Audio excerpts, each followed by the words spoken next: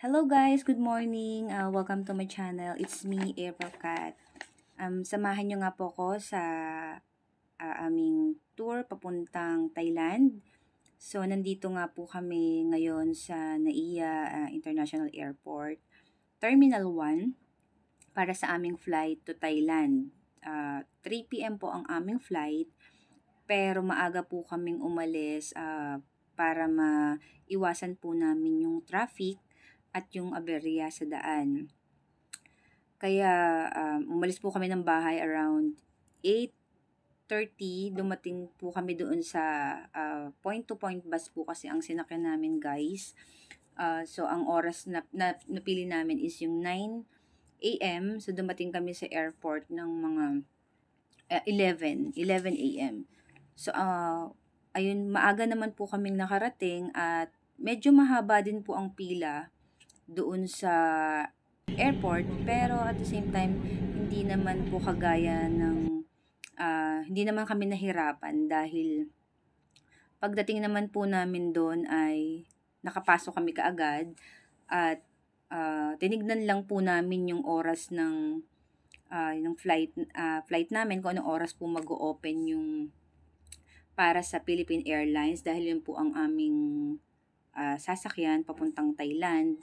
Hintay lang namin kung anong oras kami pwedeng magpunta sa baggage counter para mag-check na. At ayun nga po, pumila kami doon, and then the same time mabilis naman po yung proseso nila dahil ilang lane naman po doon. So yun na nga po, tinimbang ang aming luggage bag. So dapat po ay at least 30 kilo at ang hand carry naman po ay 7 kilo. So hindi naman kami lumagpas doon, guys. Sakto lang po at malaki pa po yung allowance talaga. So after nun, pumunta na po kami sa immigration. Pumila na po kami sa immigration dahil alam namin na mahaba ang pila doon. So nag-start na kami pumila at nandun yung feeling na kakabahan ka, pero sabi ko nga, kompleto naman kami ng requirements, so wala akong dapat ikatakot. So, thankfully guys, pagpila namin doon sa immigration, ang expected ko is sa dami ng requirements na dala ko, isa lang pala yung kukunin ni IO o ni officer sa amin, which is yung letter of invitation, dahil convention po guys yung pupuntahan namin sa Thailand. So ang nangyari po ay dahil convention siya, konti lang po yung requirements na kinuha sa amin. Yun lang pong letter of invitation. Kaya mas mabilis na lagyan ng stamp yung aming passport.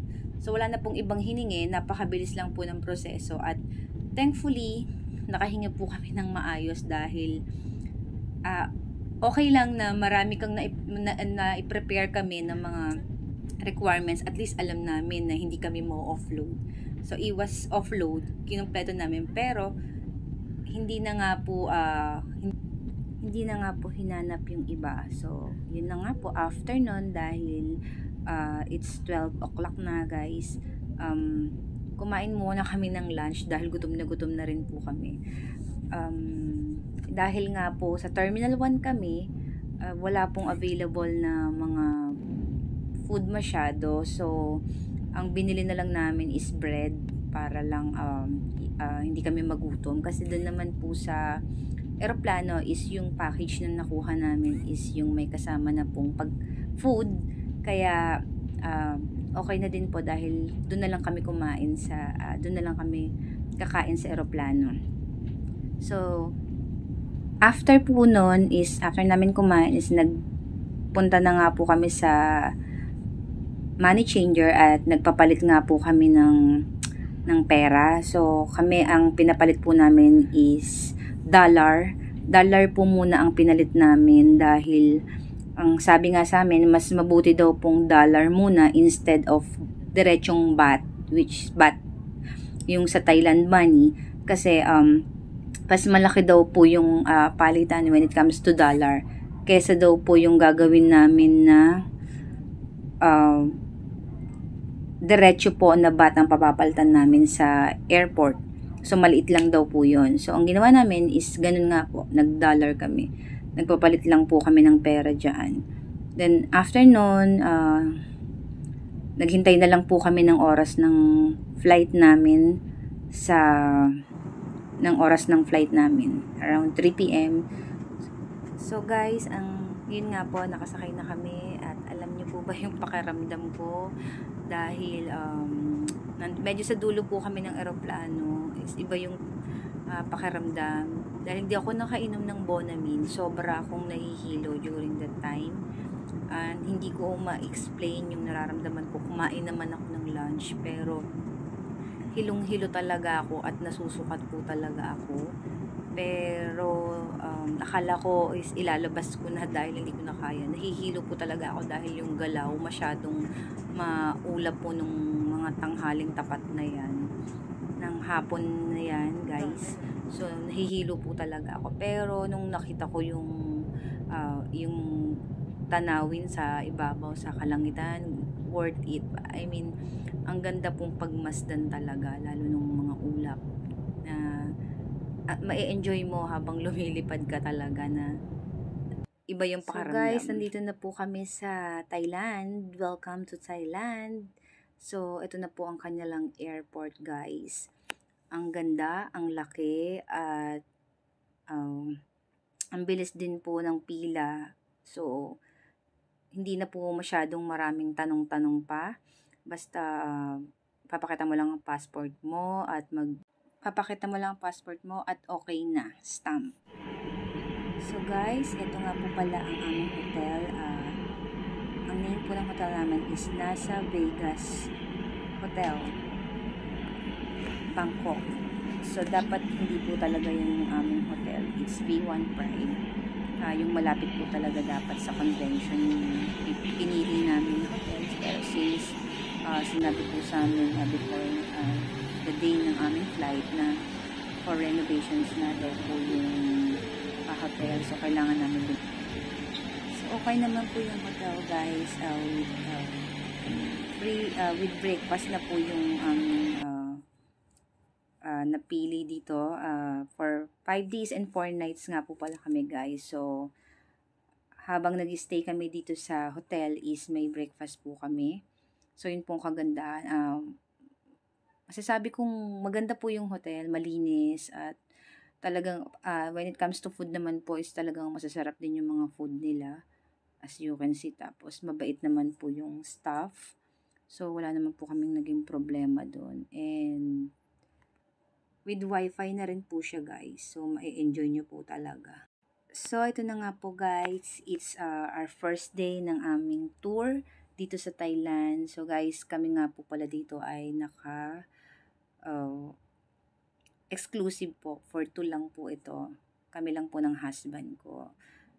Yun yung napili ng husband ko na package. Dahil mas maganda nga daw po ito na mas makakapamasyal kami ng maayos. Walang limit yung oras namin. So, kung saan namin gustong pumunta, pwede kaming mag-suggest kung wala na po dun sa itinerary. Pwede niya kaming samahan kung kaya pa ng oras. At mas komportable, guys, kung naka-exclusive kayo.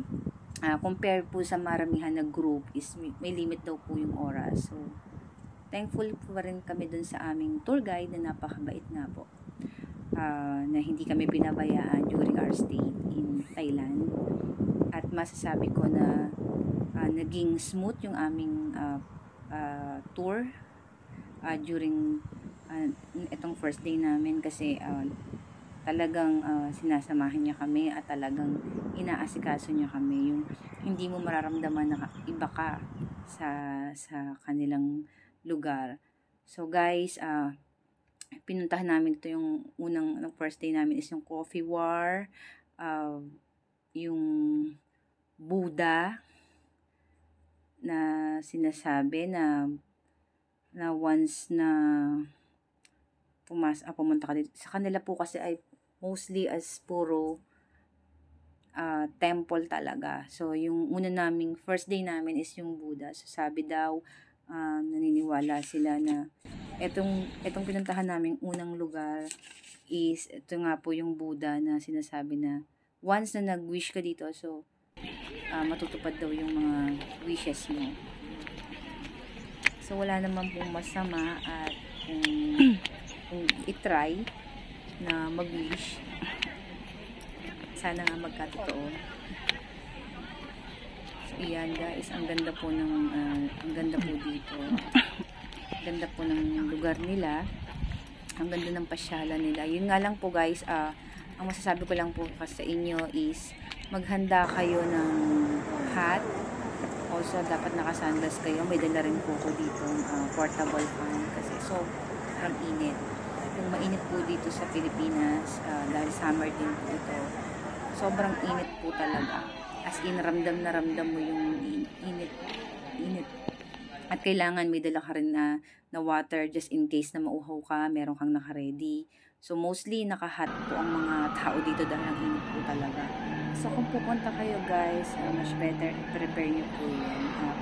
Naglagay na rin po kayo ng sunblock just to make sure kasi sobrang init po, nakakaitim siya talaga.